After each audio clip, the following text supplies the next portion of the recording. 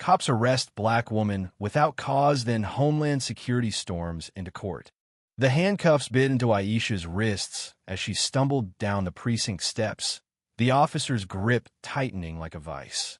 Her heart pounded. She hadn't done anything wrong. Yet here she was, arrested for suspicious behavior while walking home from her nursing shift. It was a humid summer evening in Atlanta, the kind where the air clung to your skin. Aisha, a 32-year-old nurse with a gentle smile and tired eyes, had just finished a 12-hour shift at the hospital. She was 3 blocks from her apartment when the patrol car screeched to a halt beside her. 2 officers, faces hard as stone, demanded her ID. She complied, her voice steady despite the tremor in her hands. "Why am I being stopped?" she asked. No answer.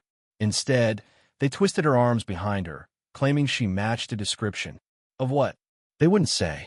The charge felt like a lie, a flimsy excuse woven from the threads of her blackness.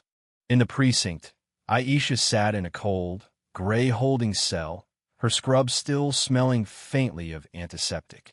Her mind raced. Her daughter, Nia, was waiting at home with a neighbor. She hadn't even been allowed a phone call. The injustice burned, but Aisha held her head high. She'd seen this before. Her brother, her cousin, her community, all caught in the same web of systemic bias. But she wasn't just a statistic. She was a mother, a caregiver, a fighter. The next morning, the courtroom buzzed with low murmurs. Aisha stood before the judge, her public defender, a young, overworked man named Tom, flipping through papers. The charges were vague: obstructing a public sidewalk and resisting arrest. Tom leaned in, whispering, "This is flimsy. We'll get it dropped." Aisha nodded, but her gut twisted. The system didn't let go so easily. The prosecutor, a wiry man with a smug grin, began his opening. This defendant posed a threat to public safety.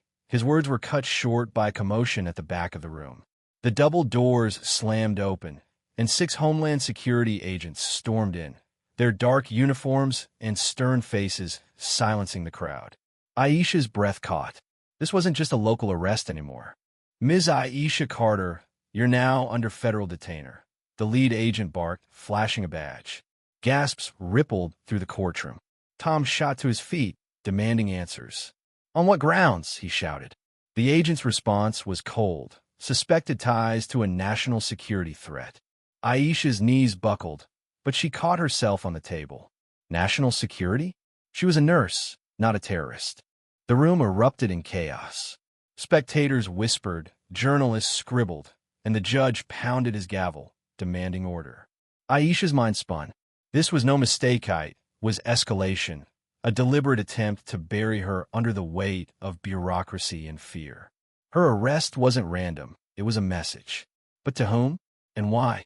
As the agents moved to cuff her again, Aisha locked eyes with a young black girl in the gallery, maybe 15, clutching a notebook, her face a mirror of Aisha's own fear and defiance.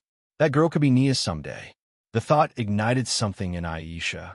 "I'm not your enemy," she said, her voice steady, cutting through the noise.